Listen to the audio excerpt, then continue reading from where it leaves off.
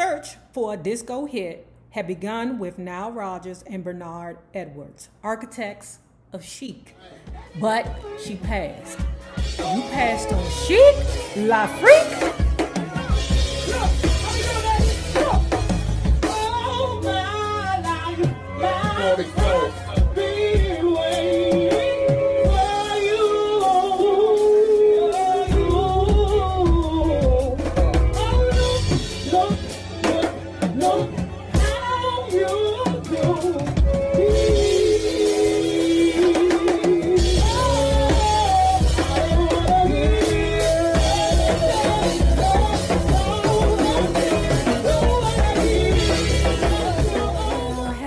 Love bugs. Hello there, Bellas. If you have not already done so, please remember to like, share to Facebook, and with your friends via text or however you let your friends know, check me out or check this lady out right here, and subscribe because it is so important to our success here on the YouTube. Guys, the momentum is picking up. I don't know what y'all doing out there, but it's working. And as long as you got my back, I got you. And if you are not already a part of our Bella Book Club, please remember to hit the Patreon link below and or the join button. And for a small $5 monthly fee, you can be privy to all the shenanigans first. That's if YouTube gets it. Okay. Now let's talk about Aretha Franklin's Respect Part 21. Okay. So where we left off, Aretha then kicked, what's his name? Ken Cunningham to the curb. Ken was like, I don't feel like I'm respected here. Okay. ReRe's like, that's your problem, not mine. Okay. But you can go on about your business because I'm interested in this thing over here. Her sisters said in this book, okay, the reason why ReRe left, what's his name, Ken Cunningham, was because I got Glenn Turnerman right here, okay? This is preach, bruh. This is preach. I know you don't expect me to give up preach. I know you don't. Like, they on a plane over there to Patty. Glenn Turnerman, ReRe, and Cecil, her manager, okay? They over there going to Paris. Aretha performed. Paris loved her. Billboards over there in America shitted on her. Okay, ReRe got in her feelings as usual and retreated. Okay. Now moving forward, Carolyn, her baby sister, her apartment got broken into. Okay, so what she did was to call ReRe, called her big sister, of course, not the biggest sister, not Irma, because us big sisters, we always got shit to do. Okay, but she called ReRe and was like, Ree, somebody broke into my apartment. I don't feel safe here. Okay. Of course, ReRe was like, hell yeah, come on through. Now, Carolyn moved in with Glenn Turnerman, Aretha Franklin, and their kids. Okay. Now, Glenn had ReRe had 4 boys, and Glenn had 2 boys and a girl. Okay. Carolyn said that whole house situation was crazy. It was a, large and complicated family dynamic. Do you know, because, blood brothers fight like a bug. Okay, so could you, picture that house? It was probably the Turman boys versus the Franklin boys. Y'all listen, I'm going to be honest with you, okay? Because I don't know what to expect from this Respect movie that's coming out in December, okay? And I have a feeling that they're not going to be as forthcoming as this book, okay? Not even close to it. And it's a shame because Aretha Franklin's life is good on its own. They don't need to add in dramatic music or, somebody, falling off a corner. Or, they don't need to add that because her life is that without it. And because Aretha was so secretive and so, everything in my life is fine. Nothing's wrong. Okay, the dog is dead, but he's gone on to a better place. She's that kind of person. She does not believe in letting the outside world know that she is really fucked up around here. So the reason why I say that the movie is not going to be as forthcoming as the book is because of this information right here. Aretha Franklin chose Glenn Turnerman, of course, because he was already solidified in the industry. Okay, we know a couple of things that he did that was profound. My favorite one was A Hero Ain't Nothing But a Sandwich. And of course, Cooley High. Okay. Glenn also had his own acting school. Okay. ReRe saw Glenn as her open door to the acting world. Okay. I got this handsome, dashing, preach right here, Glenn Turman. Okay. And what I want to do is I want to be able to utilize him as a vehicle to get to my next step. Okay. Now, Aretha put forth her good efforts to attend his acting classes, but according to Carolyn, ReRe couldn't take all that pressure because Glenn Turman's way was to make you reach down into the depths of all your emotions and bring it out. ReRe ain't about that shit. You ain't about to make her all emotional in front of a whole bunch of people she don't know. So even though, she tried to do the classes, she backed down. I can't do these classes. Well, I got to do these classes when my husband is Glenn Turman. And he's a bad mother out here in these acting streets. So in March of 1978, Aretha announced her plans to marry Turman. Now, because she and Ted White had basically, just ran off to get married somewhere, she wanted to make this one a bad mother hunchy, okay? Not only did she do it herself, which is crazy because ReRe can't walk and chew bubblegum, right? All that pressure makes her break down. I'm not making fun of mental health at all. Just some of us, and I'm not as, easily unraveled as Aretha, but I will say, in order for me not to be a frazzled type person, I got to write it down. Okay, I got to start my morning off with organization. It's crazy, y'all. It's like OCD. What you going to do first, Nate? Drink my coffee. Why are you drinking coffee when you just had issues? Stop drinking that goddamn coffee. Okay, but I'm going to drink it today. Number 2, what you going to do next? I'm going to call Mick. After that, what you going to do? I'm going to call sister. After that, what you going to do? I'm going to eat something. After that, what you going to do? Like, literally, that's how my life is. In the morning, I lay in my bed for about 15 minutes, and I figure out what my day is going to be. If I don't, I be fucked up. It was, bewildering to me as to who the hell allowed ReRe to do her own wedding. But she pulled it off. And she decided to do a good wedding at her father's church, New Bethel, because he was the one that married her. Then they went back to California and had a second party so that she can get down with her celebrity friends. Okay? Now, on April 11th, they were married, but there was shenanigans before. Okay? Glenn Turman, you a nigga for this. You's a negress for this. So what happened was because ReRe had got besmirchified over there by Teddy Pimpy Whitey. I can't even remember the tongue twister name that I gave him, but it don't matter. Okay. Because Aretha got shizzed on by Teddy Pimpy Whitey. She said, oh no. I know Preach got his own money and everything, but I don't give a F. Okay? Here's a prenup. Glenn Turman said, okay, we can do it. But the day of the wedding, the prenup got missing. Okay? ReRe said, well, we ain't getting married without a prenup. She called her lawyer, you better get a second copy of this prenup over here, because I'm not marrying this nigga. I'm not marrying Preach if we don't have a prenup. Preach was like, look, babe, it's going to be okay. I lost it. Not lost it. I misplaced it. That's the best way for you to say it. I misplaced it. And I guess Glenn Turman thought that, his loving was so good that she walked down the aisle with his ass anyway. Answer no, okay? ReRe was right here. Called this mother hunchy off, okay? Right here. Her. You hear me? Carolyn, her sister, and everybody who was at the wedding in the back with the father, is she really going to do this, Daddy? Is she really going to call this wedding off? Her father said, of course. You know your sister don't play no games. When she say she means it, she means it.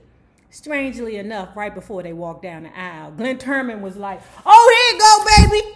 Here you go. Here you go.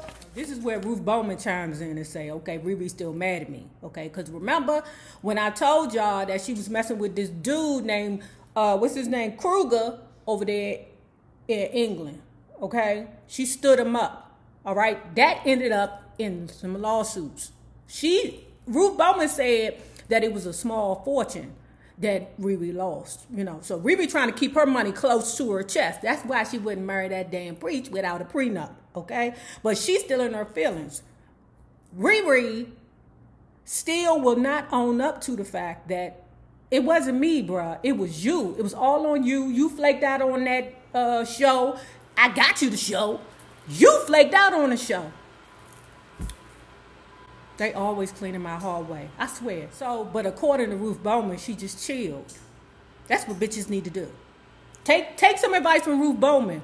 When you see something, just chill. Just lean back and just watch. Because what Ruth Bowman said was that Aretha Franklin was always the type to spend over what she made. So that means that she will always need to work. So eventually she called Ruth Bowman because Ruth Bowman was the bad bitch that can get some lucrative events. Now today we talking about, which magazine we talking about? We talking about Essence, not the Jet.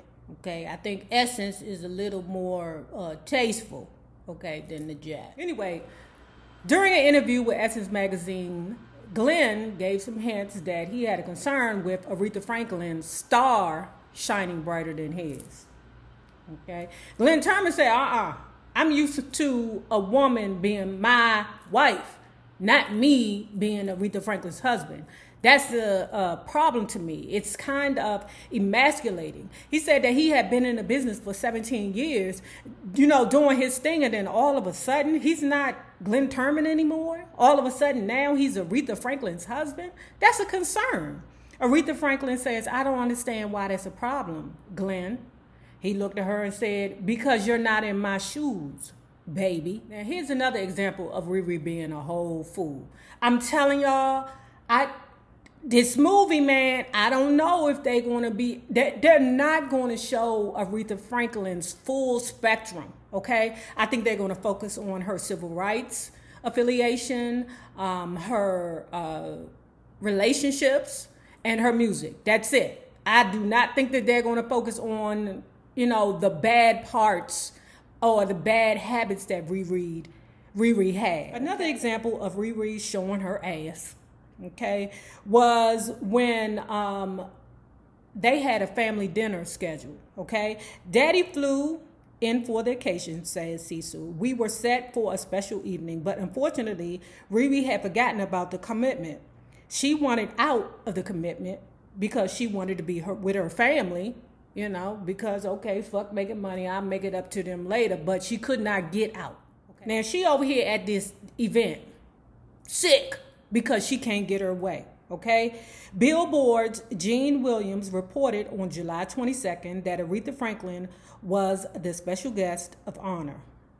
You the special guest of honor and you acting a whole nigga? Aretha did the least to make the occasion special. She sang with no enthusiasm and the audience whispered and had gripes, okay?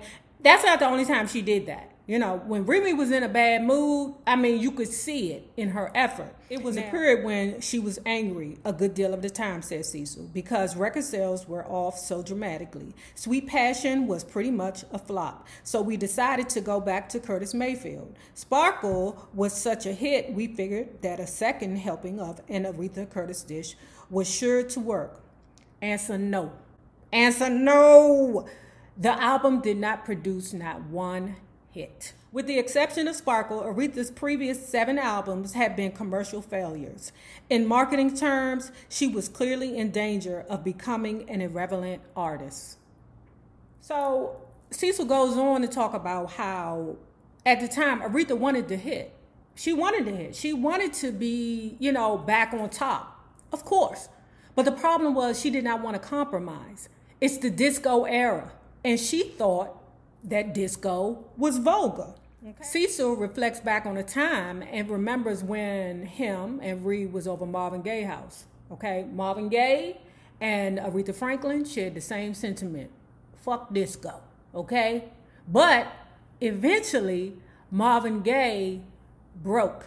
And of course, we all know, got to give it up was amazing. Aretha never admitted that she had, in fact, decided to do disco.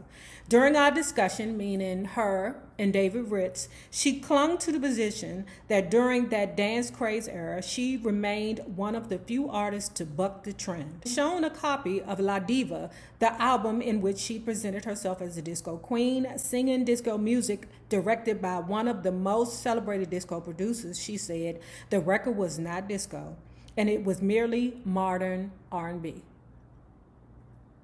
Okay, if you like it, I love it, baby. If you like it, I love it. Her search for a disco hit had begun with Nile Rodgers and Bernard Edwards, architects of chic. But she passed. You passed on chic? La freak? This right here, this messed me up right here, bruh. This right here messed me up. But the songs that she rejected was given to Diana Ross. I'm Coming Out and Upside Down. ReRe, is you fucking crazy? Is you crazy? I'm coming out. I want the world to know. She turned down Upside Down and I'm Coming Out. How dare you, ReRe? Turn down. Girl, is you crazy? Is you crazy? But like Cecil said, she wanted to hit, but she didn't want to compromise. She hated disco because she, she's doing the chic dudes. Okay, she ended up with this dude named Van McCoy. Van McCoy was responsible for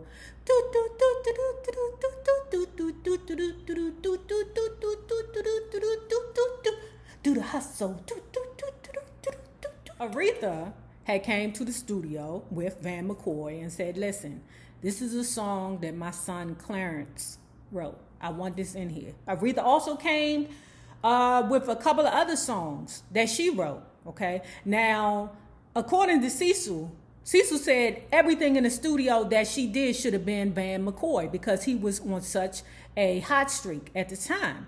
But because he was such an easygoing guy, he was like, fuck it then, it's ReRe. She want to throw the song in there, let's throw it in there. But I could see how that could be a bad mix because a soulful creator like Aretha Franklin and her sisters, those songs cannot be mixed with disco. So I realized that if this record had no hits, said Amit Retigan, it would probably be Aretha's last on Atlantic. Her contract was coming due, and of course, I wanted to keep her. When the record came out in 1979, it made no impact on the marketplace. From then on, I had a hard time getting Aretha on the phone. Now, back at home in the Turnman Franklin household, there are career clashes, okay, between Ree and Glenn. Aretha liked to think of herself as the kind of woman who put her man first.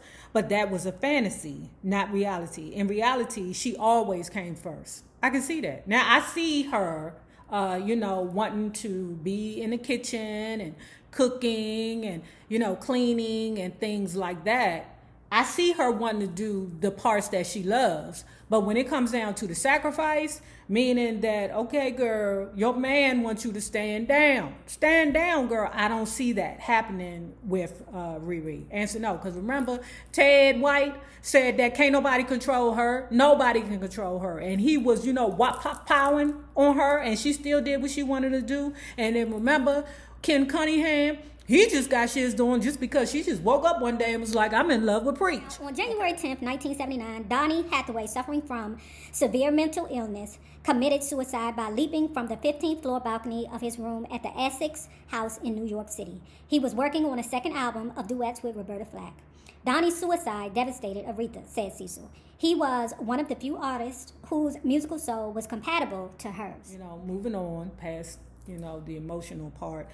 Aretha kept talking about Clive, said Cecil, how Clive had started his own label, how he hooked up with Barry Manilow, Melissa Manchester, and more to the point, how Clive had revived the career of Dionne Warwick with I'll Never Love This Way Again. I mean, you can't deny that. Cecil said he got his marching orders, okay? He said that, okay, now I got to go out here and tell these people ReRe's money, her cost. Okay, now don't forget, this is when he went out there to the other people to feel what they felt about ReRe. And they was like, your sister want what? Bruh, You lunching. She ain't had a hit in fucking 18 years. What are you talking about, Clarence? We'd give her 2, maybe 3, but we ain't giving her no 5. So you say ReRe wants to come and work with me here at Aretha, huh? So on June 10th, okay, Aretha Franklin is at the Aladdin Hotel in Las Vegas, okay? She had just finished the rendition of Earth, Wind, and Fire's and the Emotions' Boogie Wonderland. Could you imagine? Aretha was a bad motherfucker. You heard me. She could mimic anybody, okay? Perfectly. She was a bad motherfucker. But anyway, at the end of the night, she got a call. There had been a robbery at her father's house. He was shot. Neighbors found him unconscious on the floor. They called 911. The ambulance came, but all the blood loss caused a series of cardiac arrests. At Ford Hospital, one of the doctors said it was too late to do anything. But then another doctor saw that it was C.L. Franklin. They tried to resurrect him again. We flew home and raced to the hospital, said Cecil. The first thing that the doctor said was that his brain had been deprived of oxygen for a half an hour. That's what threw our father into a coma. Now, of course, our concern was for our father, said Carolyn, but they were more concerned for Aretha and her stability. They knew that her sister, listen, pressure busts the pipeline. You heard me. When it comes down to Aretha Franklin, that bitch can't take it. No pressure, none at all. And when Carolyn had ended up talking to a magazine, she kind of inferred that, you know, we want to keep our father and Aretha separate because Aretha can't handle that pressure. But Aretha ended up handling the pressure better than what all the siblings thought that she ever could. Now, less than a month after her father was shot, Van McCoy, the dude who created her La Diva album, died of a heart attack at age 39. Now, after Glenn Turman and Ken Cunningham had sold Aretha Franklin hopes and dreams about her becoming a movie star, something came up that ain't had shit to do with neither one of them mother hunches. She had hoped for a drama, but this was a comedy. It was The Blues Brothers, the 1980 version. Aretha plays a waitress whose husband is leaving her to go on the road with the John Belushi and Dan Aykroyd band. It's a far cry from the glamour role she had envisioned for herself and that them Ken and the Glenn Turman had envisioned, but nonetheless, she killed it. She blowed Think out the box. You better think. In September 1979, the same month that La Diva was released to harsh reviews and poor sales, Aretha received a star on Hollywood Walk of Fame. Something ain't right about that Hollywood Walk of Fame, because y'all need to research this and tell me about, or at least help me, please, y'all. Help me, because I do so much shit when it comes down to these book recaps, okay? But y'all kind of think you gotta buy that. Like they call you and they be like, okay, do you want to walk on a star fame, Hollywood star fame? And they be like, yeah, I'll do it. And then it's a cost to it. So in December of 1979, she appeared on Soul Train with her old friend Smokey Robinson playing the piano, singing, "Ooh, baby, y'all, that is my song. Oh my God, y'all know I don't have the falsetto that it takes. You know, I don't have anything when it comes down to singing, but my God, that is one of the greatest love songs created. Oh my God, I love that song. Ooh. As 1980 kicked off, Aretha signed with Arista and began discussing her new album with Clive Davis. Now, if you have not already done so, please remember to like, share, and subscribe, because it is so important to our success here on the YouTube. Now remember this, the same people that you meet on the way up will always be the same people that you meet on the way down. My naysayers, my patron loves. You babies, be safe.